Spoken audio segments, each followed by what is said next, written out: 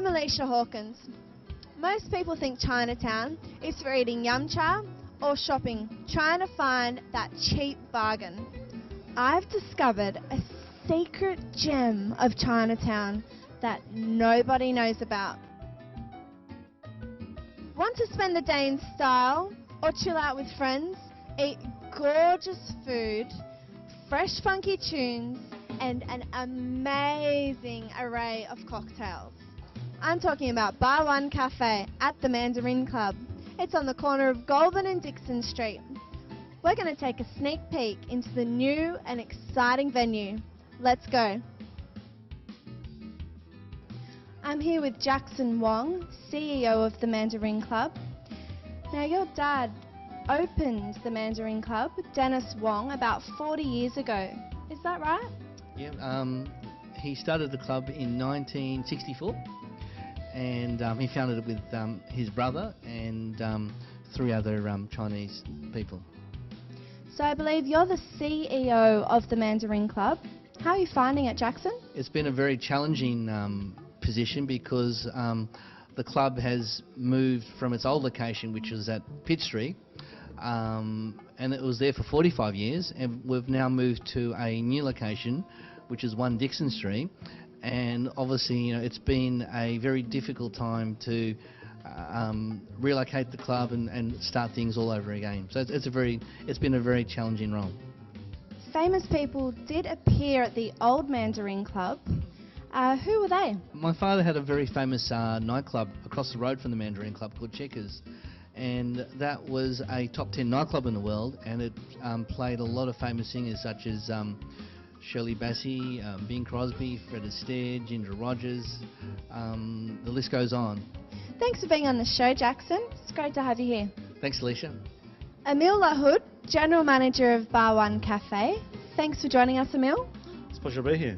What was the driving force to relocating the club? I suppose like most establishments these days, we're all trying to keep up with the ongoing trends that are happening around town. And the club, where it was lacking in appeal. So we thought it would be a great idea to bring it to a new establishment and introduce it as a Western Asian club with a multicultural sort of feel to it. And we're finding that it works quite well. Can you tell us what was the influence of the new design of the club? What we did was basically, we had a trip to Shanghai and we visited nearly 40 clubs over at Shanghai. And what we felt was the best thing to do here is bring that feel over to here, because we don't have a very Asian Western sort of club here in Australia. And what they have in Shanghai is a very multicultural feel with their clubs. So what we've done is brought in that kind of introduction and design to this club here. And we're hoping that it really works out with both cultures. Fidel Estrada, Assistant Manager of Bar One Cafe. Welcome, Fidel. Hi, thank you.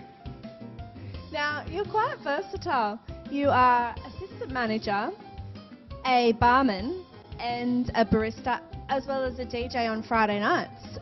Which one do you enjoy the most? Well, I actually like all of them. Everything brings a different mix to my week, so it doesn't make it so boring for me. It makes it exciting. The East meets West is our signature cocktail. No other bar has it. Awesome. Well, let's go and have a look.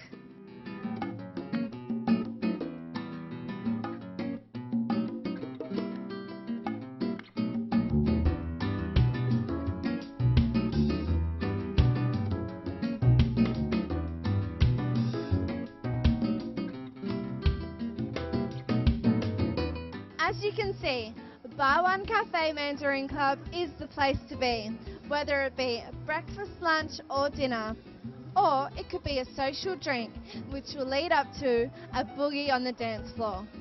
And we have here with us Marcella. Marcella, could you tell me, would you come back here again?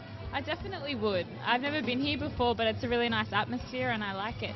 BJ here has tried our signature East meets West. What do you think of it? It's spectacular. It's really sweet. It's actually lychee based, and so yeah, it's a really good drink. The new venue is inspired by modern Shanghai.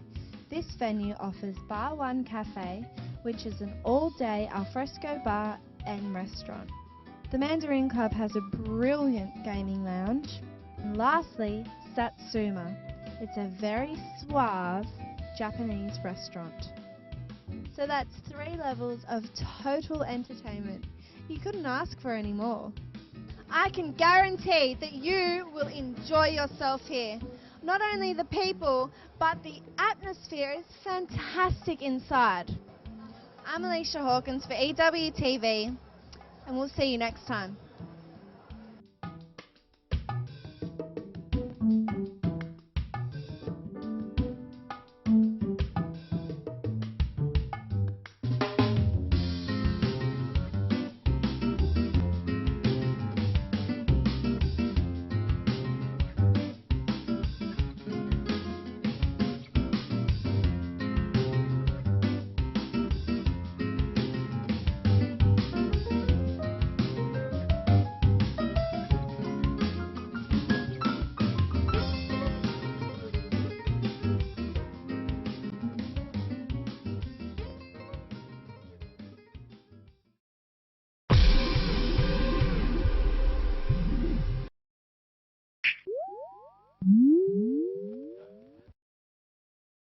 We all love watching television because we can see people. Today we're going to look at the side of the media we don't actually see, we only hear. This is a remarkable story how a working class journalist turned into one of the most popular radio talkback hosts. Hi, I'm Fadi Asaf. Chris Smith, welcome to the show. Thank you. Now firstly, growing up in regional New South Wales, not a great deal of money back then. At what age did Chris Smith decide he wants to become a journo? What triggered your career path? Probably my father. He was my greatest inspiration when I was at school and got me into public speaking and oratory. When I was living in southwest Sydney, I grew up in Fairfield. And once I started to sort of feel for the fact that I could communicate, and very basically, I was interested in it. Dad used to do a very telling thing when I was a kid. On Thursday afternoon, we would spend an hour and he would hit me with impromptu questions. So he would say things like, "Orange, you've got 15 seconds to think and then 2 minutes to talk." So I would sit there and wait 10 seconds and think about a few things, and I would say, "Oranges are fantastic. As we know, it's full of vitamin C. We've got several oranges in the fruit bowl in the kitchen, da-da-da-da-da." And it probably was the greatest training for not only what I was doing at the time in terms of communicating just in a school basis, but what I ended up doing in radio. Chris, you began your career in regional Victorian TV where your team picked up a Logie. What was it that led you to the big smoke? Because you're in the bush, you tend to be out of sight and therefore out of mind, especially when it comes to big-time news directors. And so I sent a tape to all the major stations, and I remember sending a tape to Channel 7, and I got some interest, but we don't have any spots at the moment. And so I then got to Sydney on a holiday and virtually went to Channel 7, jumped over the fence down near the old satellite dishes at Epping, and made my way to the newsroom and demanded to see the news director. And there was a very young, gorgeous PA who was his assistant, and I tried to charm her, and then she got me in and introduced me in the corridor, and then he got me straight in and thought the fact that I was keen enough to jump over the fence and get into Channel 7 was good enough for him, and I got a job straight away. The bulk of your career was at Channel 9 and Channel 7, working with the likes of Ray Martin, Darren Hinch and Jan Event. What could you take out of these people, and what was the most dramatic story you'd done for a current affair? Tiananmen Square massacre. I got there about a day after it occurred, but spent a lot of time with those who were there, students, cameramen, the whole news team at NBC, who virtually went there and hired half a floor and took over this half a floor in a hotel in China. And you know, it was just, I knew it was part of history, and I knew we were seeing what would be one of the impediments for China to become culturally, morally, economically part of the rest of the world. And I think it kept them back, that massacre in 1989. It put them back about probably a decade, if not more. You didn't fear for your life, any of these stories? Obviously a major element of danger. Oh, look, when I was at Current Affair, and you used to do a lot of what we call walk-ins, bash down the door and chase crooks and things like that. A few times I've been thrown downstairs and been in surveillance situations with crooked cops. I have been scared. I remember one story, we were following an extortion attempt by a police officer on a petty thief, And the petty thief contacted us. Well, I think I was in Channel 7 at that time, working for Darren Hinch. And she said, well, this police officer says I'm going to get a clear passage through court. It won't go to jail if you give him $3,000. And cut a very long story short, we ended up planting a camera in a pot plant in the living room of the woman, putting a microphone within the lounge chair. She lured him to the house, and then we got the whole conversation not only on visual tape, but heard the audio on an FM frequency that we set up, which was a little bit naughty. And so we were 200 metres down another street, and then we were able to, once we knew that he was saying, where's my $300, and he took the money, we were able to hear and go straight to the house. Someone was under the house recording the vision. And then when I confronted him out there, I didn't know whether he had a gun on him. I didn't know whether he wanted to save his career, his life. He obviously was going to go to jail here because he had this massive wad of money. And probably the most fearful experience, because here you are in the dark with a cameraman, a soundo, myself, and this 6'5" copper who was prepared to break the law, and no doubt he wasn't too keen on going to jail. That was the most fearful experience. Chris Smith, the author, your 2 books, Beyond Heartbreak and Stalked. Now, what prompted you to write these books? Was it something that happened, a real life experience? I just think the issue in 1985 of HIV was so groundbreaking for this country, morally, educationally. And when I wrote the book in the 90s, I felt that it was an issue that really needed to be out there and spoken about. The issue of medically acquired HIV victims, who were victims, as were those who contracted HIV sexually, both victims. But the story, and this doesn't discriminate against gay people who primarily contracted HIV, along with other partners and females, etc. But the medically acquired victims went to hospital to save their lives and they got a death sentence. And there was knowledge of that they had a high likelihood that the blood was contaminated, and the government knew that, and the health department knew that, which was what was proved, which is why they got compensation. I just felt the story was untold and had to be told. And I stumbled across the story when I was a reporter at Channel 7, met this incredible woman who changed the rules in the health department, the way in which they handle HIV notification. She was an exceptional woman, and I had to write about her. Did you feel it was something society needed to know? Stalk was the same thing. Stalking is the most growing crime. It prevents, if you can harness stalking and harness the stalkers, you can actually prevent murder, serious assault, sexual assault. 30% of those who were stalked are sexually assaulted. 80% are the victims of violence from stalking. And I just felt this was another issue. We've got stalking electronically now. Emails, text messages, etc. It is such a huge issue. Onto your radio career at present, Chris Smith, Sydney's #1 talkback radio show in the afternoons. Do you have to pinch yourself sometimes? Is it surreal? What's the feeling that goes through your head when you hear that line? No. The whole #1 thing and being in front in the afternoons is more of a fearful thing. Like, you can always be beaten, and when you've got the likes of Alan Jones and Ray Hadley at the station, you've got a pretty good lead in. And I'm sure most of my success is due to the exposure I've had to listeners who come here for Hadley and Jones. Given that, there's no room for failure here. So I see it, #1, not in a glorious way. I see it as in almost a fearful way. It motivates me to keep going. And I'm a pretty hard taskmaster to my producers. We often have fiery encounters because I like to be almost a perfectionist in terms of presenting a radio program, preparing for a radio program. Just one final question, Chris. What really happened in the forged signature scandal?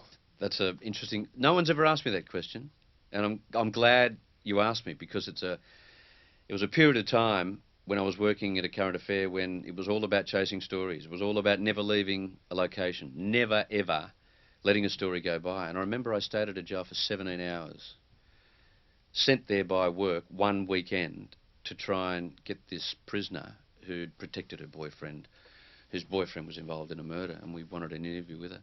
And I was filling in for another journo at the time. And I cancelled what I had and I did the job, and it was about 17 hours, and I was incredibly frustrated because all we wanted to do was go bail for her, and the Nine Network decided that they would do that. And I remember at the time thinking, well, you sure you can do this legally? Well, as it turned out, we couldn't.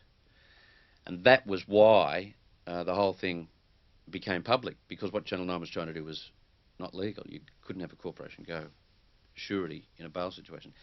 Cut a long story short, I ordered a lawyer to come to the jail to try and get this prisoner out and sign all the documents, because I was confused. I didn't know what to do. I tried to get the prisoner out 16 times by literally handing up papers that I was given. It was incredibly frustrating. They were treating me like dirt. I remember the day very well. And I got to the end, and this lawyer stayed with me, and she signed documents, and I thought she was coming out. And then a document was given to the jail. They said, yep, she'll be out in half an hour. The lawyer left. And then the guy came back and says, oh, well, you put the wrong date. You put, I think it was 96 instead of 97 as the year. And he demanded that that be changed. And I went, yeah, okay.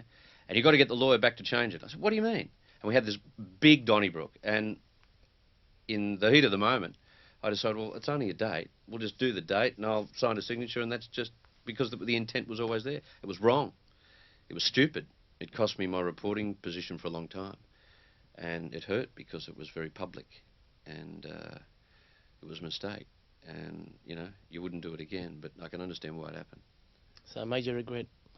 Oh, I don't regret it. It taught me a lot of things. And look, when doors close, other doors open. And certain things happened to me in my life that wouldn't have happened if that door was closed on me. And I got great support from Channel 9, and they understood, you know, the mitigating circumstances, and it's just another part of life. Things go wrong, you know.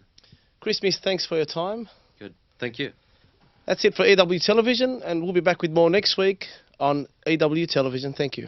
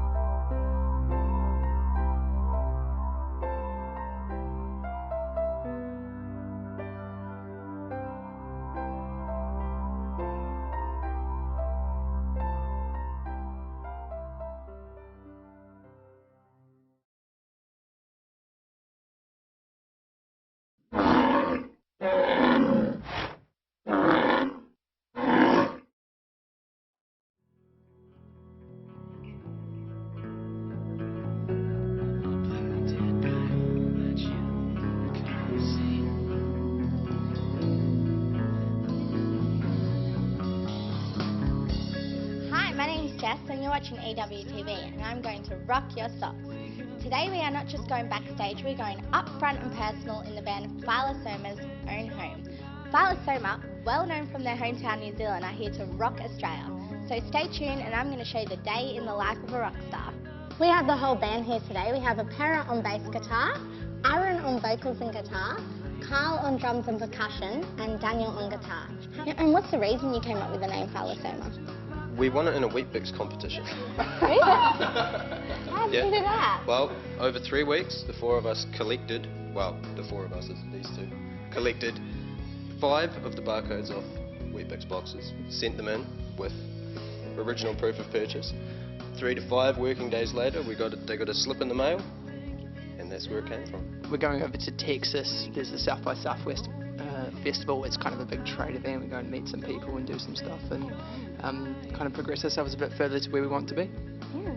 We've done pretty much everything ourselves, recording, shooting a video, making DVD sets. It's a pain in the arse, really. Yeah. I mean, you know, we've been locked away doing our album, so we're looking for a production deal. That's what we're heading south to southwest. We've had to do it. It's been something that we've had to do. It's been fun, and we've done a reasonable job. But no, I don't want to do it anymore. And I think I can, myself, I don't. I think you guys don't want to do it anymore. But it's been good, and we've learnt a lot. Learnt a lot about recording and making demos and mixing and things like that. But we just want to play, really. So when you were doing gigs over in New Zealand, what was an ordinary day be like if you were playing? Chaos. Yeah, generally. Because we do a lot of our own shows, and we organise a lot of our shows, and we did a lot of festivals and things like that. It was always carnage, really. Just busyness, travelling, sound checking, and then playing. Always usually too tired. that's why we want to get out and doing things ourselves. You meet some pretty crazy people, usually after the show. Yeah. Or when you're setting up, they'll come up and my brother plays drums. Yeah. No, I don't know. I've got a guitar. Nice one. What do you say? What do you do? Yeah. But these people are the people that listen to our music. So Yeah. good on them for being there. So do you have any CDs available to the public? Mostly just you can pick them up at live gigs, and also probably contact the band on our website, the www.philosoma.com, or maybe our MySpace page. Well, you've heard it, the band Philosoma. Look out for them, you never know where they're going to be. I'm Jess and you're watching EWTV. And we are Philosoma, and this is our studio, and we're glad to have you guys here. And we're about to play a new song that we've just written. It's called Whatever I Can Find.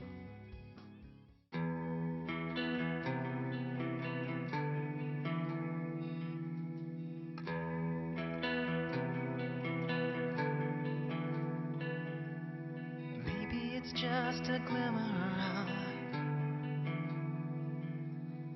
whatever could be. Maybe it's like whatever I could find to throw it down quietly. Bring out the thing that pulls the top of my crown, slowly changing all this gravity. Cast a shadow over all this doubt and thought of impossibility.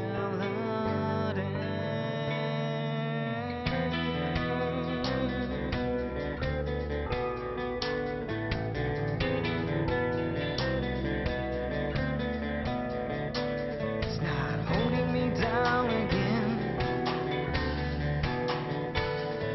or lifting me up to see,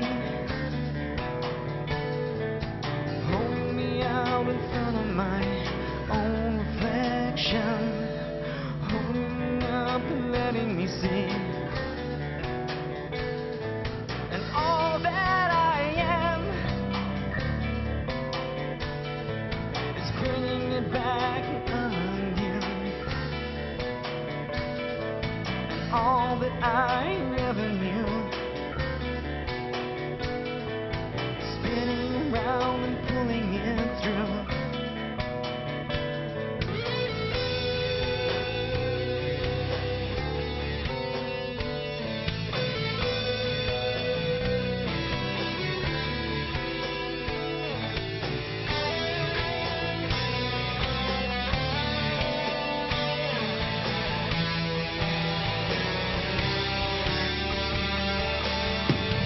Holding me down again,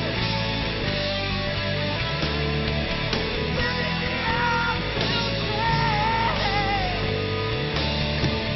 holding me out in front of my own reflection, holding me up, letting me stay, holding me down again,